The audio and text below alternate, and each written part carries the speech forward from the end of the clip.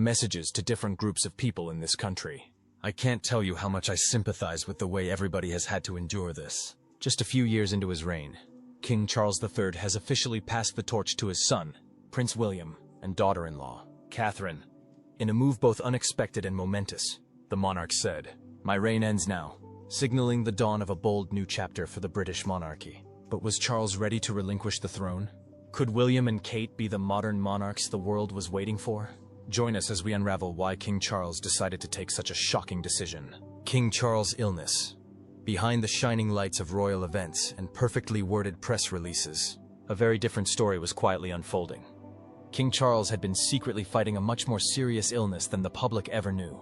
Months ago, the palace had shared a calm statement, saying the king was getting treatment, taking time to rest, and staying hopeful. But behind palace walls, the truth was much darker.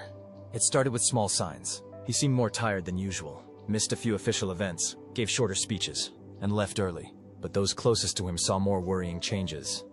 A slight tremble in his hand, and the way he swayed if he stood for too long. Soon, secret hospital visits were added to his schedule, hidden between royal duties. Eventually, doctors gave a quiet, heartbreaking diagnosis.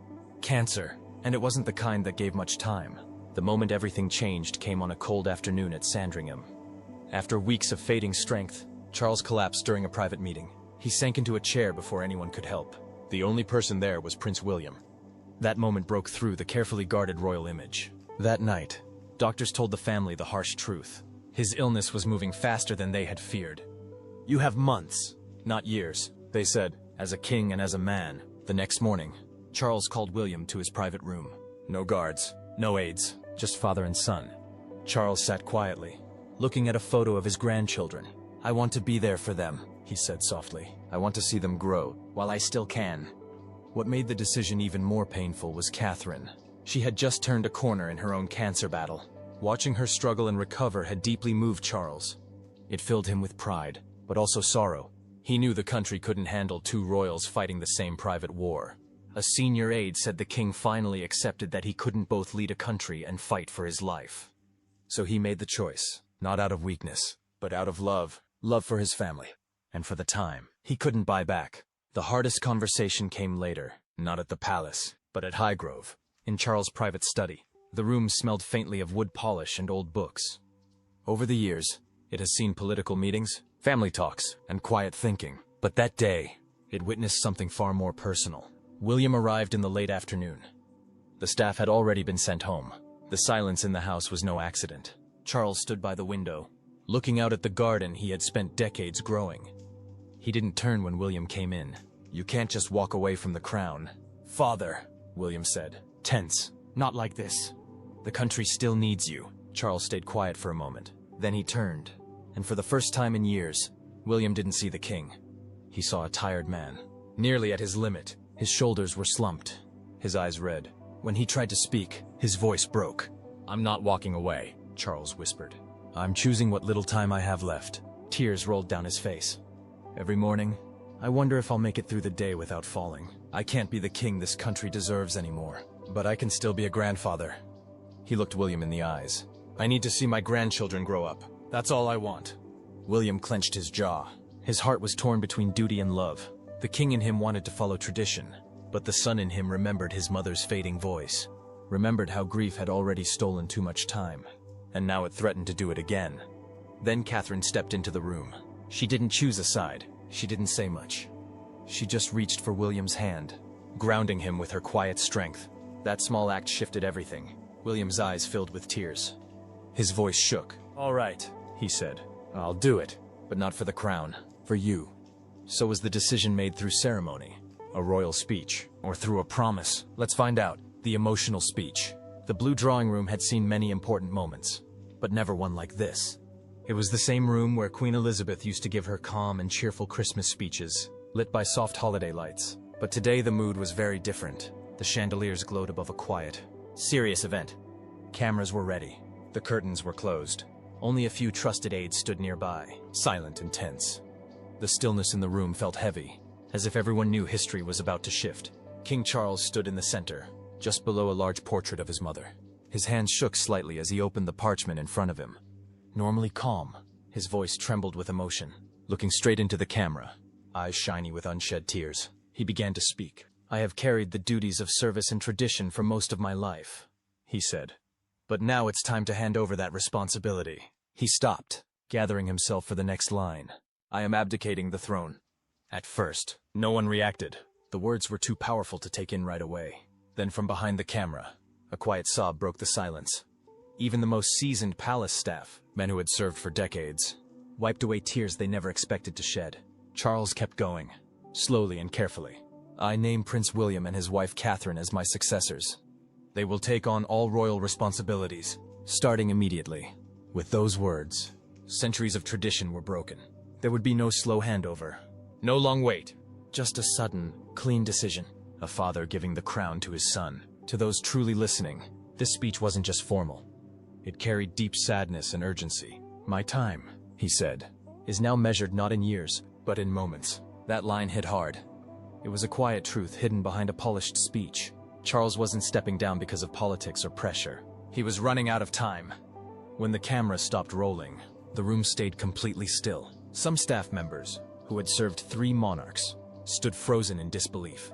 This wasn't just the end of a king's rule. It felt like the end of an age, and something new was about to begin.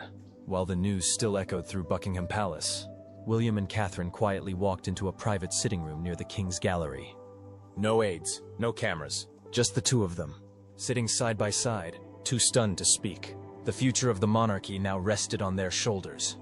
The air felt heavy with both history and shock. They sat in silence for a long time.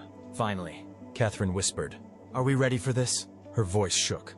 "The children, they're still so young." William didn't reply right away.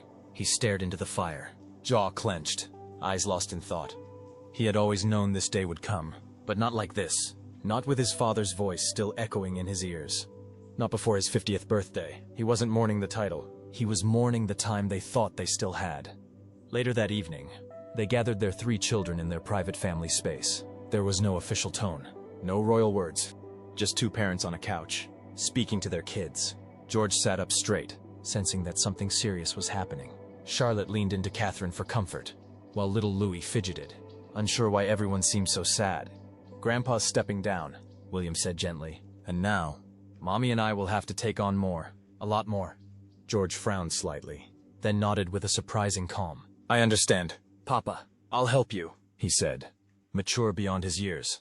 Charlotte reacted differently. Her lip trembled, and then tears rolled down her cheeks. Quiet tears, without complaint. It wasn't fear or anger. It was the heartbreak of a little girl realizing her world had suddenly changed. Her peaceful childhood had just grown a little shorter. Louis looked around, confused. "Why is everyone crying?" he asked softly, glancing at his brother and sister. Catherine pulled him close, whispering something only he could hear. That night, there were no royal tasks, no official meetings, just a family trying to hold each other close before everything changed. Catherine wrapped Charlotte in a blanket. William gave George an extra long hug. Louis fell asleep, still asking questions. But why the sudden decision? Were there crises in the royal family? Let's find out. Royal rift behind the decision for months. Quiet worry hung in the air at Buckingham Palace. On the surface, everything looked normal, polished, and calm. But behind the scenes, whispers were growing louder. The king had missed events, looked tired after short walks, and sometimes seemed confused during briefings. To the public, King Charles still looked like a steady, strong leader. But inside the palace, people were starting to wonder, could he still do the job? The truth was known by his closest aides long before it was shared with the world. Charles had been diagnosed with cancer. At first, there was hope. Doctors had a treatment plan, and everyone wanted to believe it would work. But as the weeks went by, his health worsened. He lost weight. His hands sometimes trembled, and more events were suddenly cancelled. The palace released calm, carefully worded updates about rest, and a lighter schedule. But those close to him saw what was really happening. The king was declining quickly. Behind closed doors, constitutional experts began quietly planning for the worst. What if the king couldn't go on, but refused to step down? Britain hadn't faced this kind of situation in modern times. Queen Elizabeth had ruled for 70 years, and the royal system wasn't built for dealing with serious illness in a reigning monarch. Strangely, it was Catherine, the Princess of Wales, who gave the family strength during this dark time. As she recovered from her own cancer battle, her calm return to public life stood in sharp contrast to Charles's weakening condition. Her courage and steady presence gave everyone hope, even Charles. Watching her fight made him think, maybe it was time for him to stop fighting and start letting go. Then came the moment that changed everything. A private doctor's visit at Windsor Castle brought a final, urgent warning. The stress of being king was making his illness worse, and if he continued, it could cost him his life. It wasn't advice, it was a clear line. That night, William and Catherine sat down with him. No cameras, no titles, just a father, a son, and a daughter-in-law. William spoke gently but firmly. "We need you alive more than we need you on the throne," Catherine added softly. "This isn't failure, it's wisdom." For the first time in weeks, Charles didn't argue. He just nodded. It wasn't giving up. It was a decision born from love, fear, and the quiet understanding that true legacy sometimes comes not from holding on, but from knowing when to step aside. The next morning, Britain woke to history. The sun rose over the River Thames, but the city felt different, quieter, heavier. Outside Buckingham Palace, crowds began to gather. People of all ages stood together, holding flowers, newspapers, or simply standing in silence, trying to take in the news. The headlines said it all. "I can no longer serve as your king." On social media, emotions poured out. 2 hashtags quickly took over. Save the King and William and Catherine. One reflected the sorrow of a nation losing a monarch. The other, the hope of a new beginning. Tribute videos, memes, and powerful side-by-side images spread online. Young Charles beside the older, frail king. Young William at Princess Diana's funeral. Now standing tall beside Catherine, ready to lead. People weren't just sad, they were moved. Yes, there was grief for a king who waited his whole life for the crown, only to rule for a short time. But there was also hope that maybe this younger generation could bring new life to the monarchy. Polls showed just how deeply people felt. 78% said they were saddened by the king's illness, but an even greater number, 84%, supported William and Catherine stepping forward. This wasn't just sympathy anymore. It was trust, built over years of watching the couple handle crises with quiet strength. But how did this decision affect the children? Let's take a closer look. Royal life transition. The abdication didn't just change who held the title of king. It changed the lives of the children. Inside the quiet halls of Kensington Palace in Windsor, everything shifted. Royal tutors, etiquette coaches, and protocol experts were called in urgently.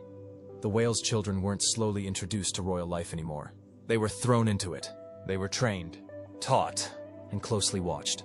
12-year-old George carried the heaviest burden. He was no longer just the future heir. He had become the next in line. His days changed from regular schoolwork to lessons about the Constitution and how to act in public. He started asking serious questions that adults weren't ready for. "What do I say if someone bows to me?" he asked. "Will I ever be able to say no?" His tutors said he was polite and focused, but also weighed down, caring more than any child his age should. 10-year-old Charlotte became the steady one. When little Louis cried during lessons, she comforted him. When George drifted off into thought, she gently brought him back. She didn't get a formal title, but in their private world, she became the quiet protector. Attentive, caring, and deeply loyal. For 7-year-old Louis, the change was the hardest. He didn't understand why everyone around him started whispering, or why his playtime had turned into formal greetings and curtsy practice. Během jednoho cvičení se rozplakal a zeptal se, "Můžu být pořád malý?" Catherine si k němu klekla. Pevně ho objala a zašeptala, "Navždy." Catherineiny díjeny se prodlužovaly. Mezi veřejnými vystoupeními a soukromými lekcemi se z matky stala královna v tréninku. Ale nikdy nenechala korunu vzít jí instinkty. Stále si nacházela čas na pohádky na dobrou noc, teplé snídaně a držela je za ruce. Její síla nespočívala v titulu, ale v tom, jak pevně si zachovala svou neochvějnost. Přes veškerý ten tlak se rodina jen zblížila. Co je mohlo rozdělit? Je to znovu zblížilo. Víc se smáli, déle se objímali a jasně si uvědomovali jedno pravidlo. Žádné královské rozhovory u večeře. Svět viděl rodinu, která se ujímá svých povinností, ale v zákulisí nešlo o pravidla ani rituály, ale o lásku. A z této lásky se tiše začala rodit další kapitola monarchie. Bylo šedivé odpoledne v Sandringhamu, klidném útočišti královské rodiny. Žádný tisk, žádné projevy. Jen úzká rodina svolaná králem Karlem k tomu, co jak si tušili, že bude posledním, tichým okamžikem. Ne okamžikem povinnosti, ale lásky. Karel nebyl v královském rouchu. Seděl u okna v měkkém svetru a kalhotách. Za ním tiše praskal oheň. V tu chvíli, daleko od formálních síní Buckinghamského paláce, nebyl králem. Byl jen otcem, dědečkem a pro jednou to stačilo. Louis doběhl první, plný energie a nevinnosti. Charles se uzmál. Zvedl ho do náruče a hráli si. Kostky, karty, smích, nic víc. Jen čirá radost bez jakýchkoliv titulů. George dorazil další, vážnější a pozorně sledoval. Karel ho zavolal k sobě, položil mu ruku na rameno a tiše řekl, nemusíš být dokonalý, stačí být přítomný, prostě laskavý. George přikývl, zamyšlený a odhodlaný. Už v sobě nesl tichou tíhu vůdcovství. Pak vešla Charlotte, klidná a elegantní. Neřekla nic, jen pevně objala dědečka. Držel jí k sobě déle než obvykle a zašeptal, děkuji, že se staráš o své bratry. Později v pracovně Charles zavolal Williamovi o samotě. Na stole ležely dva předměty. Prsten jeho matky a staré ceremoniální brk, které kdysi používal král Jiří VI. Pomalu a slavnostně je podal Williamovi nejen jako cenné památky, ale jako symboly. Srdce monarchie bylo nyní v nových rukou. Catherine vystoupila poslední. Její pohled byl plný prázdna, ale klidný. Vzala Charlese za ruku a tiše řekla, uděláme vám čest, vaše veličenstvo. Karel se usmál, upřímně se usmál. A odpověděl, konečně můžu být prostě dědečkem. A to stačí. Ale doufala Kateřina, že se tak brzy ujme role královny? Podívejme se na to blíže. Kateřinina šokující proměna. Catherine never thought she'd become queen this soon. She had pictured many more years as the Duchess of Cambridge, supporting William, raising their children, and quietly working in the background. The idea of wearing the crown before she turned 50 had never crossed her mind. But now, here she was, stepping into history, not with loud celebration, but with quiet strength. Her journey had already been tested in ways few could imagine. Facing cancer had pushed her beyond anything royal life could prepare her for. In those quiet hospital rooms and difficult days of recovery, she found something deeper than bravery. She found purpose. That same strength would now guide her through one of the most public and demanding roles in the world. But Catherine wasn't just following tradition. She was changing it. Behind the scenes, she started working with advisors to update royal rules. Not for show, but for the future her children would live in. She wanted less formality, more honesty, a monarchy that didn't stand above the people, but stood beside them. And people noticed. In just a short time, the public began calling her not just the future queen, but the people's queen. This wasn't about titles. It was about trust. Her grace, kindness, and quiet dignity through sickness and change became a symbol of something new. To many, Catherine wasn't just wearing a crown. She was guiding the way, and always by her side, though rarely in the spotlight, was her mother. Carol Middleton, always calm and supportive, became the steady hand behind the scenes. She helped with the children, kept things running at home, and gave Catherine the grounding that no royal expert ever could. Those close to the family say Carol often reminded her daughter, "You were a mother before you were a monarch. Don't forget that." And Catherine hasn't. Even as she prepares for big royal events and global responsibilities, she still finds time to braid Charlotte's hair, quiz George on schoolwork, or cuddle Louis during meetings. She wears the crown, but she carries her children, queen by duty, mother by heart. That's the real change. Catherine didn't become someone else. She simply revealed the strong, caring woman she's always been. A queen who didn't seek power, but became the country's greatest hope. A new chapter of royalty, born not from tradition, but from crisis. When everything settled and the news cycle moved on, the monarchy wasn't broken. It was renewed. King Charles' decision to step down didn't weaken the crown. It redefined it. For the first time in modern memory, a king gave up the throne, not because of scandal or pressure, but out of love. He chose his family over his title, and by doing so, he may have done more for the future of the monarchy than anyone before him. Charles will be remembered not for how long he ruled, but for the strength it took to step away. He chose time with his grandchildren over ceremony. He gave up power, and in doing so, showed true wisdom. In a world where power is everything, his decision to let go became the most powerful move of all. Now William is king, not in the way many expected, but shaped by crisis and responsibility. He didn't step into power through celebration, but through necessity. He had to rise earlier than planned for his family and the country, and that rise has already changed how people see the royal family. Beside him, Catherine has become more than just a queen. She's a calming presence, a symbol of warmth and strength, and a glimpse of what the monarchy could be. Human, modern, and devoted. A woman who didn't chase the crown, but earned the nation's heart through loyalty and love. Through illness, change, and motherhood, she remained steady. And in doing so, she became the soul of the new royal era. As for the children, George, Charlotte, and Louis, they are growing up in a world that saw their family do something truly rare. One day, they'll read about how their grandfather stepped aside, and their parents stepped up. So, What are your thoughts on King Charles's sudden decision to pass the throne to Prince William and Catherine?